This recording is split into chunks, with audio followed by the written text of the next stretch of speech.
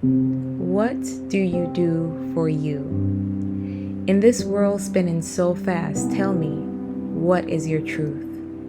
Amidst the noise and the chaos, the demands and the stress, do you take a moment or let it all suppress? Do you find solace in the sound of your favorite song, or dance like nobody's watching where you truly belong? Do you lose yourself in the pages of a book or explore the wilderness in nature's secret nook? What do you do for you? When the world pulls you in different directions, what will you pursue?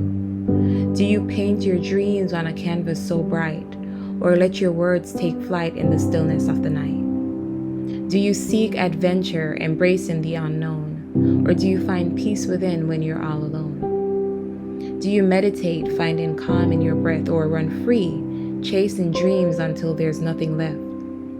What do you do for you? In this journey called life, what will you choose? What do you do for you? In this vast universe, what will you pursue? Find your rhythm in the symphony of your heart, and let your passions guide you like a work of art. If I don't have to deal with the hair, I'm not gonna deal with it. So I delegate hair care because, get somebody else to do it.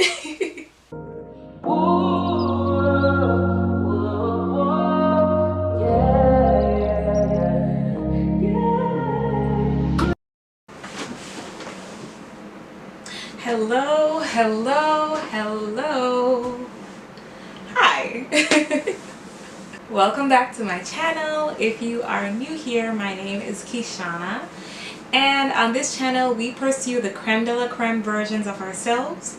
We strive to push past our limiting beliefs and become a woman on purpose. So if that is you, just go ahead and hit the subscribe button and join the family.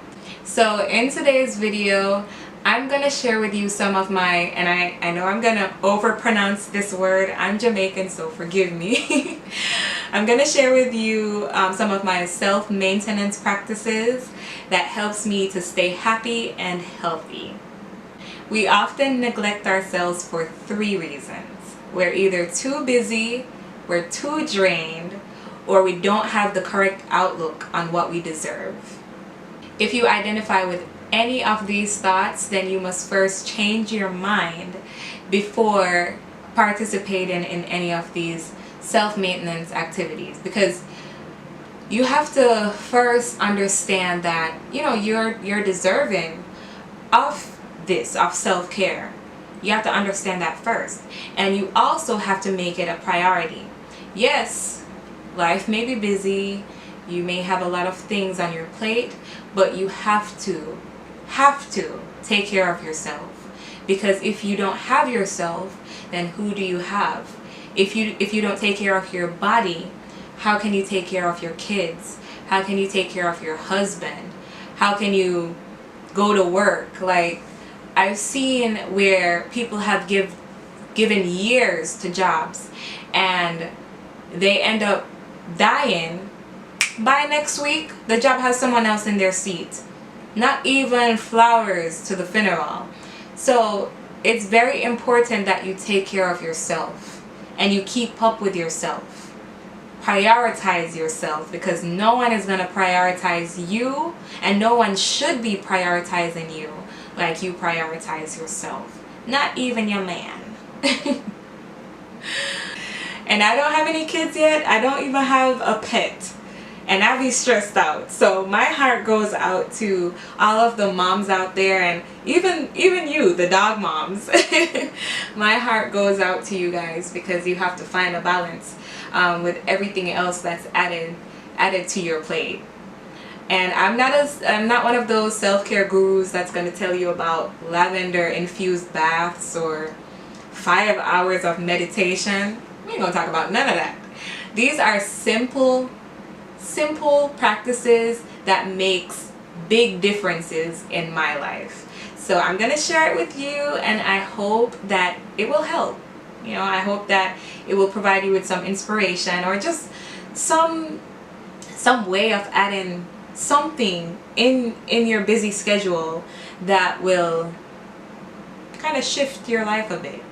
where you're not going into work dragging your foot and bags under your eye and having to take a bunch of vitamins because your bones are becoming brittle and you're not eating. Nah. So let's get right into it. I do use an app to keep track of all of these practices. The app that I use is ClickUp, and it's very easy to use. It's very helpful. I don't know what I would do without it. So that's the app that I use to stay organized, and I would suggest adding that to your phone as well.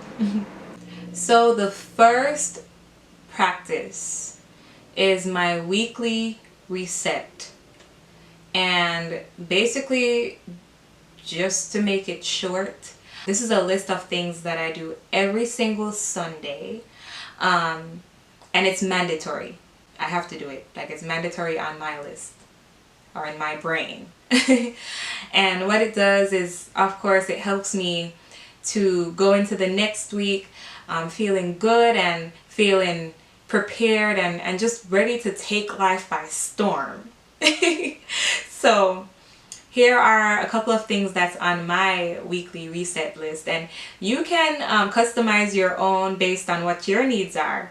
You know, maybe you don't need to do some of the things that I do on Sunday, but you may want to add a time in silence without the kids, or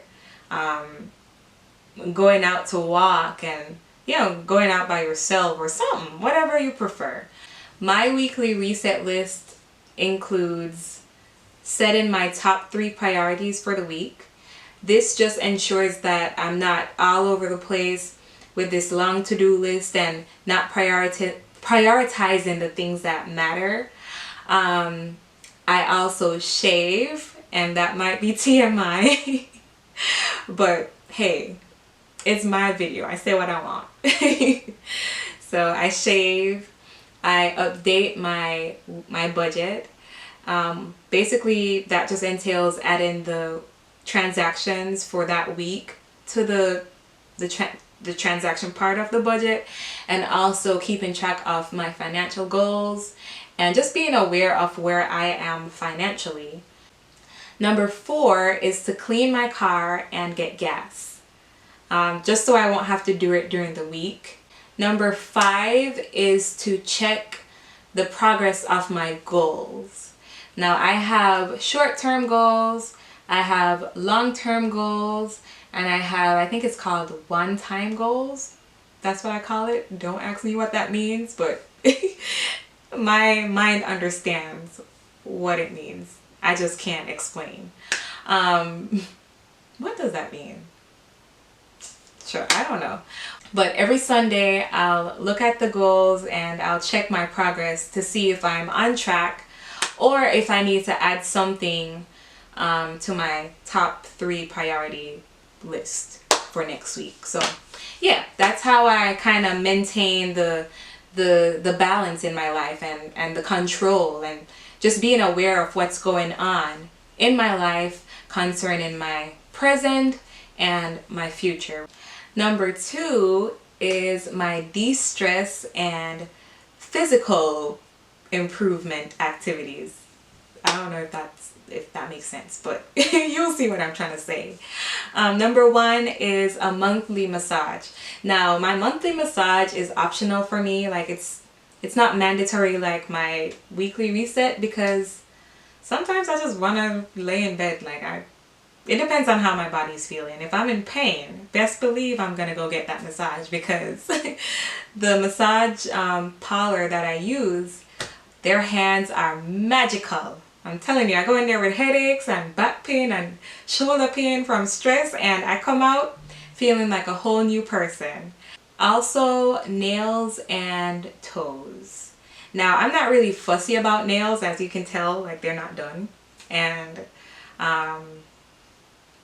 if I don't have to get them done, that's okay with me. But there are times when I feel nice and, the nails do look good on my hand. So I'm like, okay, let me go get my nails and toes done. Most women get their nails and their toes done once every 2 weeks. But for me, like, I'll do 3 weeks or a month, like, it don't matter to me. But as I said, it depends on how I'm feeling, and if I think the problem is that I don't like sitting in those chairs for too long. I I don't like it. I've been in a nail salon for over an hour. And that's why I don't even like getting hairstyles like this done, because these take too long. Another thing that I do is I set limits on my hairstyles. So I'm a person that doesn't like to deal with this. If I don't have to deal with the hair, I'm not gonna deal with it. So I delegate hair care because, you know, get somebody else to do it. I don't really like dealing with my hair. So I delegate that. And then when I do get hairstyles, instead of having them sit in my hair for a long time, which I will do, I set rules for myself where hairstyles like this and braids, no longer than 2 months. At most 2 months. And then for like sew-ins, those are like a month and a half. That's what I give myself. So that just sets some type of discipline for me where I don't leave the hair in there for a very long time. And then last on this list is I don't go into work when I have cramps. For me, I have horrible cramps. So instead of going into work, trying to do my job, and then having to deal with those cramps, having to deal with the nausea, having to run outside when I feel like I want to vomit, having to just be uncomfortable, I don't think they'll miss me for a day. Like, it's just a day. If I'm in pain, I'm gonna call out.